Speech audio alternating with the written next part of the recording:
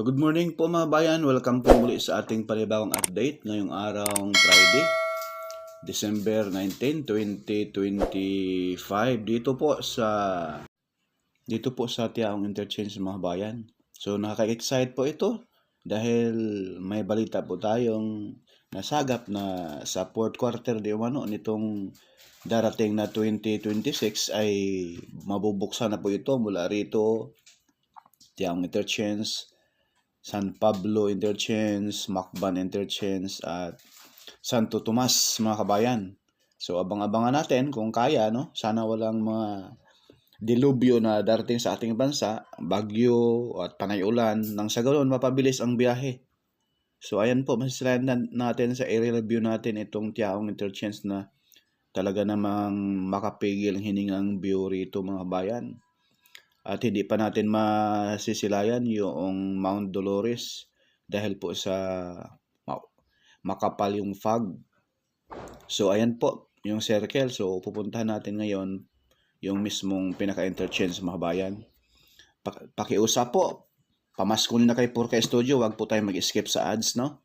At paki-like, share at subscribe po tayo mga kabayan sa ating YouTube channel at paki-follow na rin sa ating FB page, no? Maraming salamat po.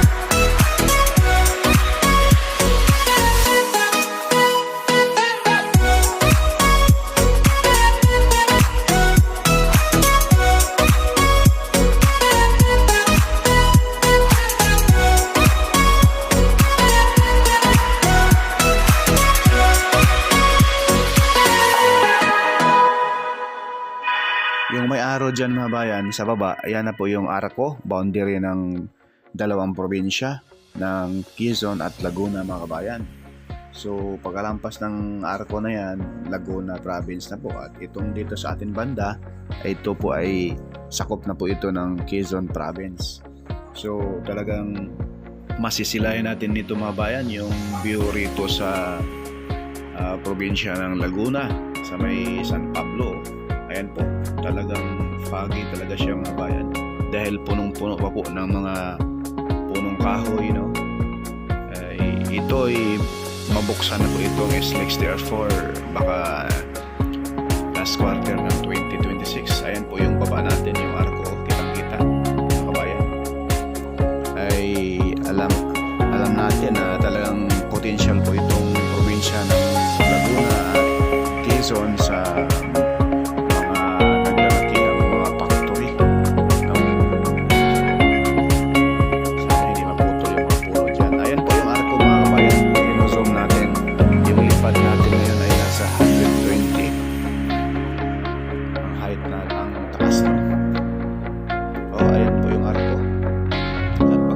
Arco na yan, yung nakita ninyo sa video natin, yan na po ay sakop na po yan ng Laguna, San Pablo City, Laguna. Kung ikaw naman po ay galing ng Quezon, ang unang city na madaanan mo ay itong San Pablo City, Laguna. So ayan po yung view, talagang napakaganda at maaga pa po mga kabayan, hindi natin masisilayan si Mount Banahaw na napakaganda sana. Medyo napaaga tayo para hindi tayo maabutan ng mamaya na naman ito mga kabayan, ang lalakas ng hangin tsaka maambon. Ang ganda ng panahon pero biglang ambon. So ayan po, kaya kitang-kita natin ngayon, tinaasan natin ng husto yung ating lipad para ayan po doon sa dulo yung napakalapad na kalsada dyan. Yan na po yung part ng Barangay Santissimo sa SLEX TR4 na po yan mga kabayan.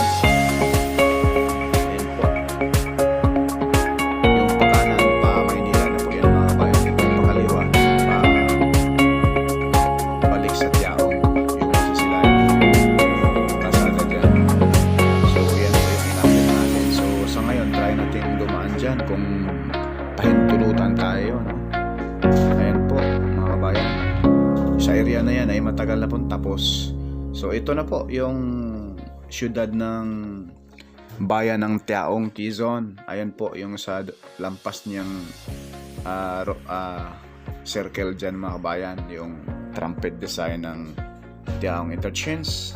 So itong rotunda na ito, dito po kayo papasok kung kayo ay galing ng Quezon or galing kayo ng San Juan, Batangas, Rosario, Batangas, dadaan kayo ng mismong Candelaria, no? Bypass Road, ay ito yung way na mabilis ang biyahe ninyo dahil pag mabuksan na po ito mga bayan, no? Doon sa area ng papuntang Rosario, Batangas ay matraffic. So dito kayo dadaan sa San Juan going to Candelaria ay napakalapad yung bypass road dyan, no? Yung pinagawa pa po yun ng dating administrasyon. So grabe, parang expressway yung mga bypass road dyan, kagaya sa mismong Alaminos Lipa bypass road, 3x3 lane, no? Pero may mga portion pa rin na hindi siya tapos, siguro sa right of way, no? Sa mga lupain dyan mga bayan. Masisilayan natin rito ay napakaganda naman tingnan itong SLEX TR4 Tiaong Interchange mga bayan. Ito ay matagal-tagal pong tapos dito paglatag ng concrete cement. Actually may mga ilaw na po ito mga bayan, no? Pero hindi pa pinagana, pero naka-ready na po, naka-prepare na po yan. At yung mismong toll gate ay ginagawa na rin po dito sa Tiaong Interchange mga bayan. So wag po tayo makalimot, baka makalimot kayo, kalimutan nyo na ang lahat. Wag lang makalimot sa pag-subscribe kay Purkay Studio at pag-hit sa notification bell, yung all, no? Upang lagi tayong updated pag may mga bagong videos tayong may upload, like PNR, NSCR, no? City, Laguna may habang 147 km.